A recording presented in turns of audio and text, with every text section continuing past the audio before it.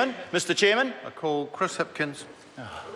Thank you very much, Mr. Chairman, and that's an interesting call. Thank you. I'm very happy to take a call on this local government Auckland Transitional Provisions Amendment Bill. I'll be a little slower standing up next time.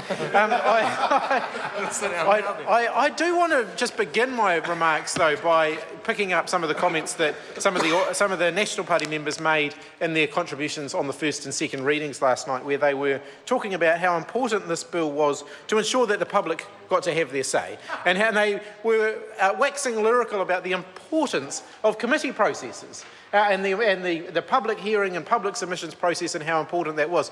And I did think that that was somewhat ironic, given that this very bill, which they claim is going to enhance those processes, is going through Parliament without any such scrutiny itself, without any such public submissions process, without any good reason, because why could the government not have simply done this using regular sitting time? This is not something that necessarily would languish for a long time in select committee. It still could have gone through the regular legislative process and with a bit of competent management on the government's part, and I suspect that that was the biggest barrier that they face in doing this properly. With a bit of competent management, they could have actually got this through within a reasonable period of time and still had the democratic process respected and adhered to, because there are very few bills that go through this House that aren't improved through a select committee process, and often the select committee process allows us to pick up what seem to be minor or trivial things in the drafting of a bill that actually turn out to be quite substantial, and given that we've ended up having to amend legislation yesterday that went through under urgency, we've amended it again under urgency because there were errors in it that weren't picked up when it went through under urgency the first time. I think that that this certainly could have been quite significantly improved, or maybe it couldn't have been, but certainly we'll never know because it didn't go through that process. But it's possible we'll end up having to come back and amend it. So anyway, part one of the bill deals with the substantive amendments, and the first one that I want to talk to is reducing the quorum required for hearing sessions from 3 members to 2 members. Now that may seem like a rather inconsequential amendment to many people. But actually the difference between having 3 people hearing a submission and 2 people hearing a submission can actually be quite significant. It can actually make quite a difference. And it can certainly make a difference to the submitter's sense of having been heard. And, I think, the Labour Party is supporting this bill through because we agree with the intent of the bill, but I think that this is something that we should certainly consider and tease out a little bit more as this debate progresses, that the whole point of a process like this is to ensure that people feel they have been heard. No such process like this is ever going to result in everybody being happy with the outcome, because consensus on many of the issues that we're talking about will be almost impossible to achieve. But people are more likely to accept the outcome if they feel they've been heard.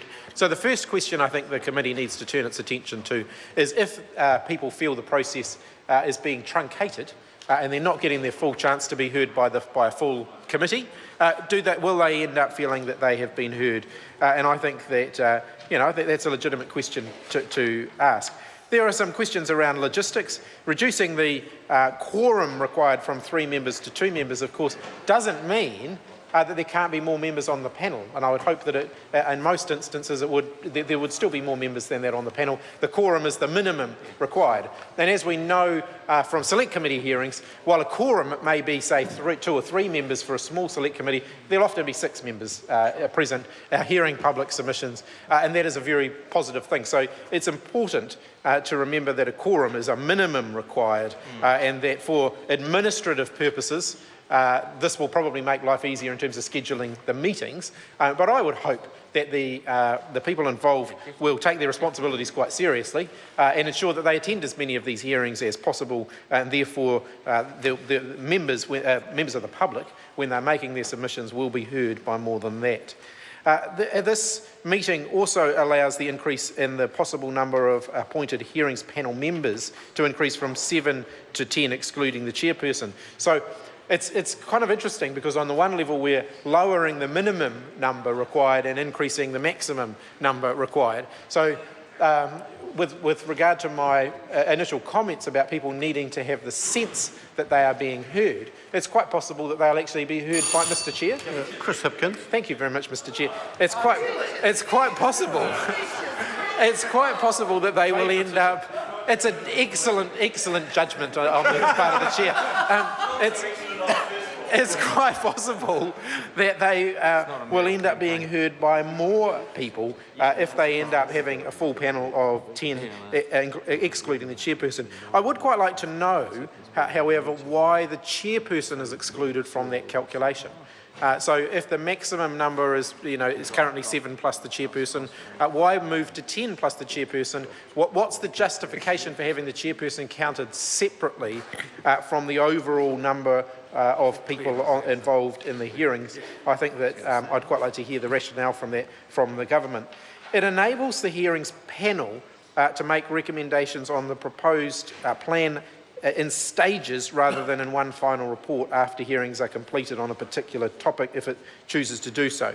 So my reading of this, and again I would seek some clarification from the Minister on that, is that they can give progress reports, that they can carve off particular sections of the plan to give focus to at a given time, and that may in fact speed up the process or at least give more certainty and clarity to people who are affected by certain parts of the plan, if that makes sense. And so I just want to check that my understanding of that is correct, and that actually what this means is that the plan itself can be progressed not as one plan, but as strands of the one plan, and that might actually speed up the process, which seems to me to be quite a sensible thing to do. So I'd like to, I guess, get some context from some of the other members who may be speaking in this debate who have a little bit more knowledge of the Auckland planning process and some of the contemporary issues that are being dealt with in that planning process, what some of those issues might be that would be carved off and dealt with in smaller chunks rather than in the overall planning process and final report back. I don't have a sense of what the issues are in Auckland, so I'd be interested in hearing from either the Minister, preferably in the Chair, or from the other members who are involved in this particular process.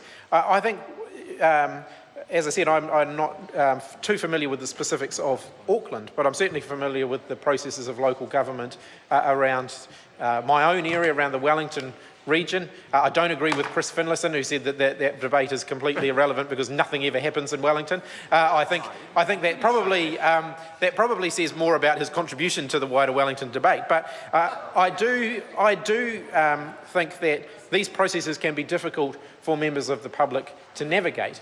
If people want to have a say in the overall direction of their city, then simply saying, well, here's the process, here's the whole plan, what do you think about it?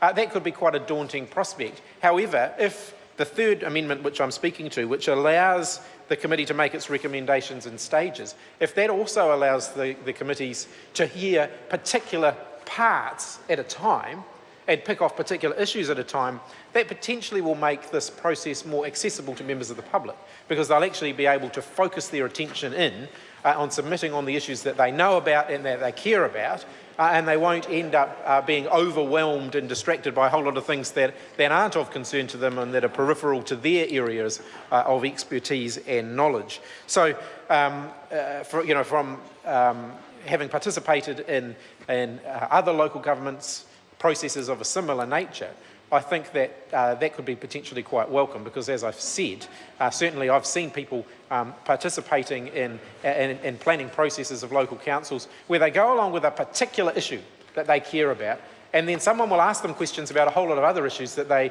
didn't submit on and don't really care about, and they find the process quite baffling and overwhelming. And if there's a way to ensure that that doesn't happen, that their contribution can actually be adequately heard, can be appropriately targeted, and can actually make a difference, then that's ultimately what this process is all about. Because local government is local, and it should as much, it used to be local. It used to be local, but local government should be local, perhaps I should put it that way.